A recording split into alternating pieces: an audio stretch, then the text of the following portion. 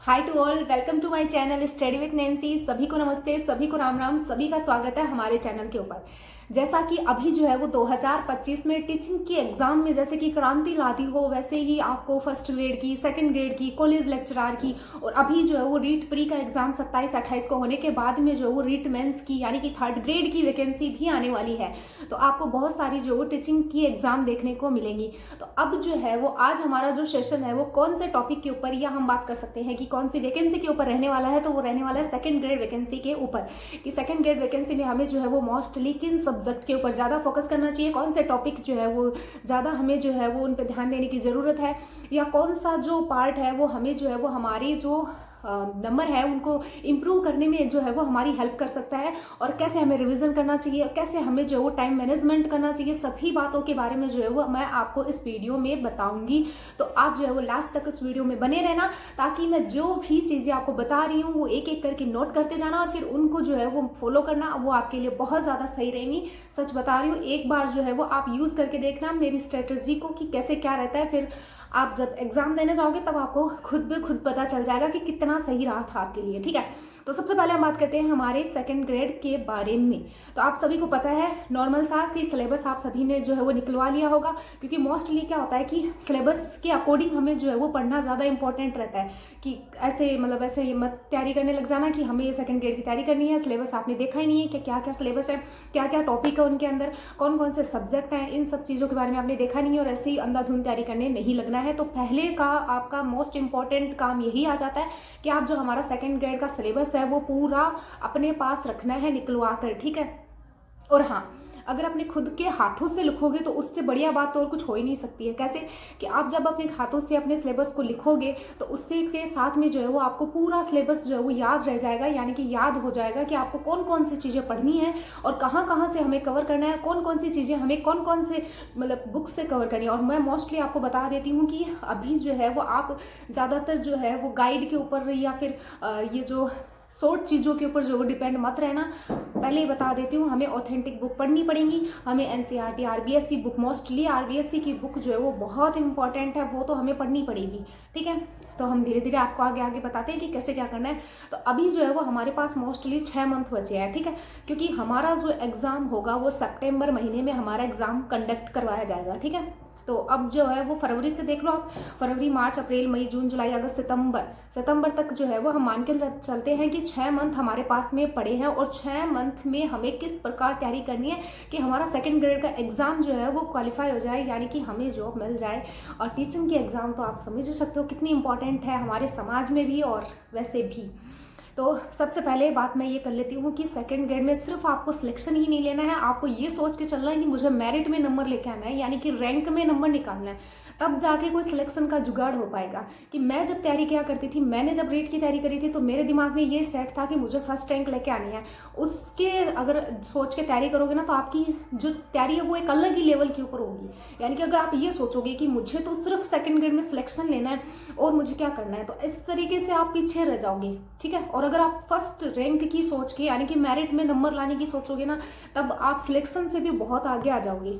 ठीक है, तो ये चीज़ें छोटी छोटी चीज़ें होती है जो हमें जो है वो हमारे दिमाग में रखनी है, और इसके साथ में हमारी तैयारी को और भी ज़्यादा बेहतर बनाना है।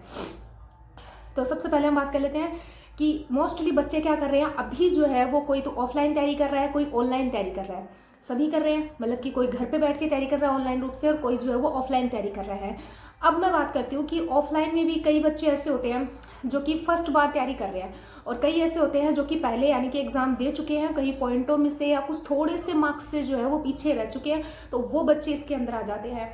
और ऑनलाइन में भी कोई बच्चे ऐसे हैं जो कि फर्स्ट बार एग्जाम देंगे, जिनका ये फर्स्ट अटेम्प्ट होगा, जो कि फर्स्ट अटेम्प्ट में क्लियर करने के बारे में सोच रहे हैं। और कोई ऐसे हैं जो कि पहले एग्जाम दे चुके हैं, तो उनका वो जो पहले एग्जाम दे चुके हैं वो जो फर्स्ट बार एग्जाम देंगे उन बच्चों से थोड़ा आगे है। कैसे हैं, क्योंकि उन्होंने वो पेपर का स्ट्रेस, वो पेपर की स्ट्रेटजी, वो पेपर का सारा एनालिसिस उन्होंने कर रखा है, यानी कि उनकी तैयारी अच्छी है। यानी कि जो फर्स्ट बार एग्जाम दे, ऐसा तो नहीं बोल सकते कि फर्स्ट बार वाले बच्चों की तैयारी अच्छी नहीं है, लेकिन जो पहले एग्जाम दे चुके हैं वो एक पॉइंट या हम मान सकते हैं कि थोड़ा बहुत उनसे आगे है। तो कैसे हैं कि जो पहले से तैयारी कर चुके वाले बच्चे आ जाते हैं, उन्होंने जो है वो एग्ज़ाम का एनालिसिस कर रखा है, यानी कि उनको टॉपिक के बारे में अच्छी समझ बनी हुई है, यानी कि उनकी टॉपिक के बारे में अच्छी पकड़ बना रखी है उन लोगों ने। तो उन्हें क्या करना चाहिए, यानी कि मैं आपको अलग अलग करके बताऊंगी कि जो बच्चे पहले से एग्ज़ाम दे चुके हैं, एक बार जिन्होंने अटेम्प्ट दे दिया है, उनको जो है वो अपने टॉपिक के ऊपर जो उनकी पकड़ है या फिर उनके टॉपिक की जो एनालिसिस प्रक्रिया है वो अच्छी है, तो उनको अभी क्या करना है, अभी उनको जो है वो अभी से टेस्ट सीरीज ज्वाइन कर लेनी है। यानी कि उनको टेस्ट सीरीज से जो है वो अपनी तैयारी को इम्प्रूव करना है, क्योंकि उन्होंने पहले जो है वो अपना डीप में पढ़ रखा है। अब उसको जो है वो और ज़्यादा अच्छे से करने के लिए उनको टेस्ट सीरीज ज्वाइन कर लेनी चाहिए, ठीक है। और जो बच्चे यानी कि जो फर्स्ट टाइम तैयारी कर रहे हैं, यानी कि फर्स्ट टाइम देंगे या फर्स्ट टाइम से ही तैयारी कर रहे हैं, तो उन बच्चों को क्या करना चाहिए वो इंपॉर्टेंट आ जाता है। तो उन बच्चों को जो है वो अभी 3 महीनों तक जो है वो सिर्फ पढ़ाई करनी है, सिर्फ स्टडी करनी है, कोई भी टेस्ट सीरीज ज्वाइन नहीं करनी है, कुछ भी ज्वाइन नहीं करना है, ओनली टू ओनली स्टडी करनी है। स्टडी कौन सी, तो आपके पास में टाइम अच्छा है, ऐसी बात नहीं है कि आपके पास में कम टाइम है, आपके पास में टाइम अच्छा है, तो आप जो है वो आरबीएससी बुक मोस्ट इम्पॉर्टेंट है। सबसे ज़्यादा क्वेश्चन वहीं से बनते हैं। आपके दिमाग में गलतफहमी होती है कि गाइड ले आएंगे उससे एग्ज़ाम निकल जाएगा। अब ये मैं बता रही हूँ, कंपटीशन इतना इजी नहीं है कि आप ओनली एक गाइड पढ़ के और आप एग्ज़ाम निकाल दोगे, ऐसा नहीं हो सकता। तो आपको क्या करना है कि आपको 3 महीने तक सिर्फ और सिर्फ अपने सब्जेक्ट को कंप्लीट करना है, यानी कि अपने जो पूरे टॉपिक आ जाते हैं, अपना पूरा सिलेबस आ जाता है, उसको कंप्लीट करना है 3 महीने के अंदर, ठीक है। टारगेट बना लो कि एक दिन में इतना कवर करना है, एक दिन में इतना कवर करना है, या वीक के टारगेट भी बना सकते हो। अब वो हम ले आएंगे आपको कि कैसे क्या कैसे कैसे कवर करोगे। तो 3 महीने जो है वो आपको सिर्फ और सिर्फ पढ़ने हैं, ठीक है। और फिर जो है वो साथ में इसके साथ में आपको रिवीजन भी करना है। रिवीजन को स्किप बिल्कुल भी नहीं करना है, क्योंकि कई बच्चे ऐसे होते हैं कि जो कि पढ़ने में लगे रहते हैं और वो रिवीजन नहीं देखते हैं, तो जिस वजह से क्या हो जाता है कि वो वहाँ पे अच्छा परफॉर्मेंस नहीं कर पाते हैं। यानी कि जिस तरीके की उनकी लेवल की तैयारी होती है वो उनको निखारने का काम तो रिवीजन ही करता है, तो साथ साथ में आपको रिवीजन भी करना है। तो रिवीजन कैसे करोगे वो भी हम आपको बता देंगे कि किस तरीके से आप रिवीजन करोगे सारे सिलेबस का। तो ये तो हुई कि जो पहले से एग्जाम दिए हुए बच्चे हैं उनके बारे में, और जो अभी एग्जाम देंगे उन बच्चों के बारे में बातें। ऑनलाइन वालों को भी यही करना है। और फिर बात करते हैं हम कि 4 मंथ के बाद में, यानी कि 3-4 मंथ तक आप पढ़ाई कर लेना, और उसके बाद में अपने सिलेबस को पढ़ लेना पूरे को, और रिवीजन कर लेना बार बार। ये आपके लिए बहुत है, इतने में आप अपना पूरा सिलेबस कवर कर लोगे 3-4 मंथ में। उसके बाद आपको क्या करना है कि टेस्ट सीरीज ज्वाइन करनी है। जो नए बच्चे हैं ना, जो पहली बार एग्जाम देंगे, उन बच्चों को अभी टेस्ट सीरीज ज्वाइन नहीं करके 2-4 मंथ के बाद में, यानी कि 3-4 मंथ के बाद में जो है उनको टेस्ट सीरीज ज्वाइन करनी है, फिर उनको टेस्ट देने हैं।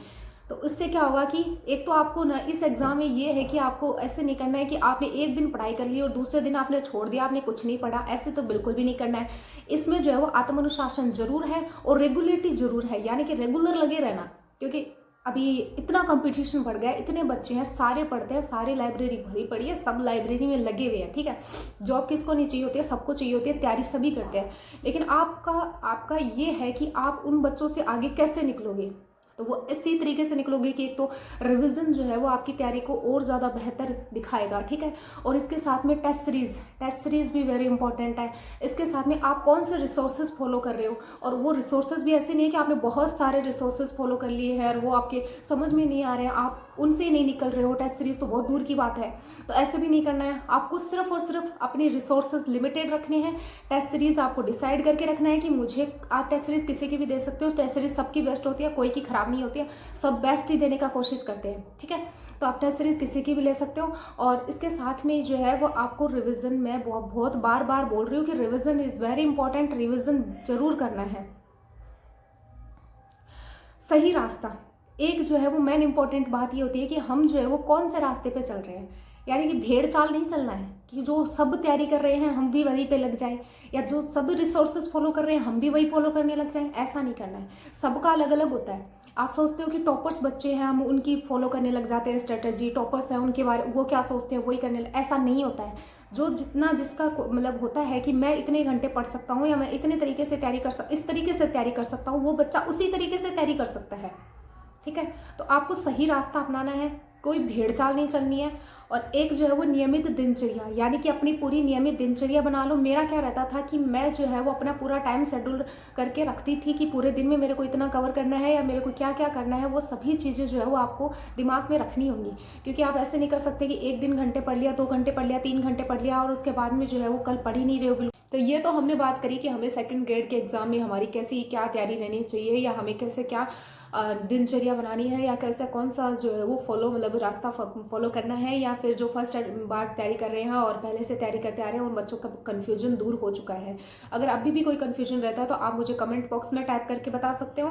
इसके साथ में हमारा टेलीग्राम चैनल का लिंक आपको कमेंट बॉक्स में मिल जाएगा, वहाँ से टेलीग्राम चैनल ज्वाइन कर लेना। वहाँ से आप हमारे चैनल में ज्वाइन होके और फिर हमसे जो है वो कुछ भी पूछ सकते हो कि हमें कौन सी बुक फॉलो करनी है, कौन से नोट्स लेने हैं कि पढ़ने के लिए, या किस तरीके से नोट्स बनाने हैं, या फिर हमें जो है वो कौन सी ऑथेंटिक बुक्स यूज़ करनी है, और सब्जेक्ट के लिए कौन से सर बेस्ट रहेंगे मतलब पढ़ने के लिए। यूट्यूब पे भी कई फ्री क्लासेस आ जाती है, उनमें भी बहुत ज़्यादा ऑप्शन आ जाते हैं जो बच्चों को कन्फ्यूजन कर देते हैं, तो हम आपको जो है वो अच्छे से बता देंगे अगर आपका कोई और कन्फ्यूजन रहता है। तो अब हम मोस्टली इंपॉर्टेंट बात के ऊपर आते हैं कि हमारा सेकंड ग्रेड में जो है वो 2 पेपर होते हैं, एक तो फर्स्ट पेपर होता है, एक सेकंड पेपर होता है। ठीक है, ये तो आप सभी को पता है, सिलेबस का मुझे बताने की ज़रूरत नहीं है, लेकिन मैं थोड़ा थोड़ा रफली बता देती हूँ कि फर्स्ट पेपर जो होता है वो मोस्टली जो है उसमें 100 क्वेश्चन आते हैं जो कि 200 मार्क्स यानी कि 200 नंबर का होता है।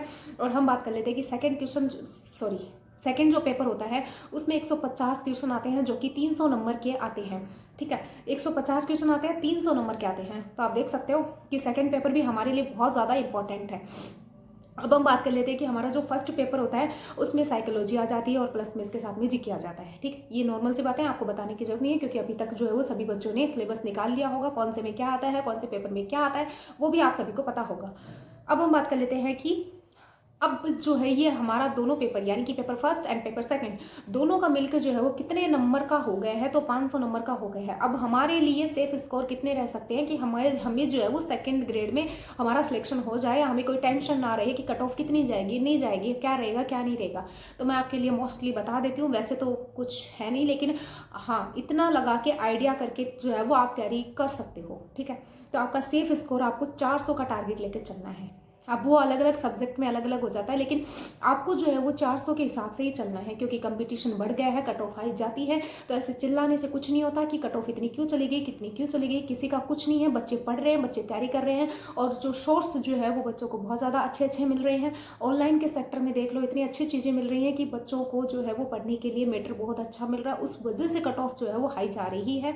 तो आप फालतू की बातें दिमाग से निकाल दो और 400 नंबर का टारगेट लेके चलना है हमें कि सेकेंड ग्रेड में अगर हमारा सिलेक्शन यानी कि हमें अगर सिलेक्शन चाहिए तो 400 नंबर का टारगेट लेके चलना है। अब हम बात कर सकते हैं कि हिंदी में 350 का लेना कि कम करते जाना। हिंदी में 350 कर सकते हो क्योंकि हिंदी की ज़्यादा जाती है। एसएसटी में आप 300 मान लेना, साइंस और मैथ में तो और भी कम मान लेना। ठीक है, तो ये तो हुई हमारी मोस्टली जो सेकेंड ग्रेड में आने वाले पूरी चीज़ों के बारे में। अब जो है वो हमें क्या करना होगा, अब जो है वो हमें गहन स्टडी करनी होगी। ठीक है, गहन स्टडी हमें करनी होगी।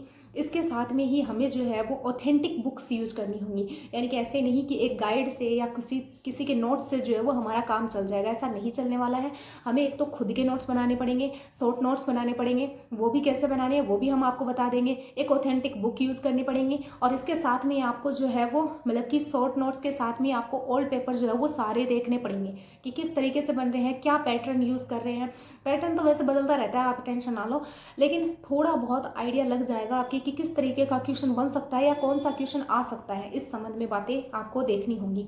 नेक्स्ट हम बात कर लेते हैं सबसे ज़्यादा इंपॉर्टेंट, जो कि बहुत लोगों ने आपको शायद बोल दिया होगा लेकिन फिर भी हम क्या कर देते हैं, हम इग्नोर कर देते हैं और वो हमें जो है वो एग्जाम में मात दे देता है, जिस वजह से हम बाद में बहुत दुखी होते हैं। तो आरबीएससी बुक को ज़रूर पढ़ना है, उनको बिल्कुल भी नहीं छोड़ना है, बिल्कुल भी स्किप करने के बारे में सोच भी मत लेना क्योंकि बहुत ज़्यादा इंपॉर्टेंट है आरबीएससी बुक। पहले बोल देती हूँ, सबको छोड़ देना चाहिए लेकिन आरबीएससी बुक को नहीं छोड़ना है। आरबीएससी को बुक को पढ़ने के बाद में आप ऑथेंटिक बुक्स यूज़ कर सकते हो और फिर उसके बाद में शॉर्ट नोट्स बना सकते हो अपने, वो शॉर्ट नोट्स यूज़ कर सकते हो। उसके बाद में आप टेस्ट सीरीज दे लेना, मैं बता रही हूँ आपकी तैयारी ज़बरदस्त हो जाएगी। आप पहले आरबीएससी बुक पढ़ लो, उनके जो है वो बुक पढ़ने के बाद में शॉर्ट नोट्स है उस आरबीएससी बुक के वो बना लो। उसके बाद में आप अगर चाहो तो आप गहन अध्ययन करने के लिए, गहन स्टडी करने के लिए ऑथेंटिक बुक यूज़ कर सकते हो। उसके बाद में आप अपने शॉर्ट नोट्स पढ़ लेना और उसके बाद में जो है वो आप टेस्ट सीरीज जो दे लेना। उसके बाद में तो आप ज़बरदस्त हो, तैयारी करने के लिए एकदम मस्त हो कि आपका एग्ज़ाम क्लियर करने से कोई नहीं रोक सकता। पर ये करने के बाद में ऐसे नहीं कि बस हवा में वो बातें करने लग जाओ, ऐसे नहीं है। फर्स्ट पेपर में 100 क्वेश्चन आएंगे।